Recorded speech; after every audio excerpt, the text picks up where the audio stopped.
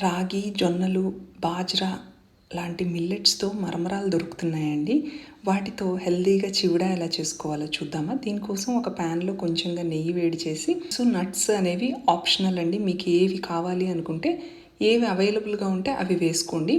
లో ఫ్లేమ్లో మాడకుండా ఫ్రై చేసుకుంటే టేస్ట్ బాగుంటుంది. తర్వాత కొంచెంగా కరివేపాకు, ఉప్పు, కారం, జీలకర్ర పొడి, ధనియాల పొడి, చాట్ మసాలా, అలాగే కొంచెంగా బ్లాక్ సాల్ట్ వేసి అన్నీ మిక్స్ చేసుకోవాలి.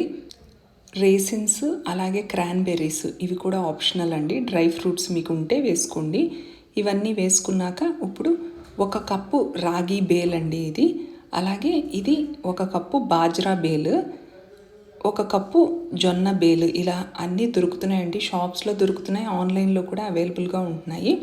ఇవన్నీ వేసి ఈ మిక్స్చర్కి ఈ ఉప్పు, కారం అంతా పట్టేటట్టు బాగా మిక్స్ చేసుకుంటే స్టవ్ ఆఫ్ చేసుకుని మన మిల్లెట్ బేల్ చివడ రెడీ అండి. హెల్త్కి చాలా మంచిది, టేస్ట్ కూడా చాలా బాగుంటుంది, పిల్లలకు కూడా నచ్చుతుంది.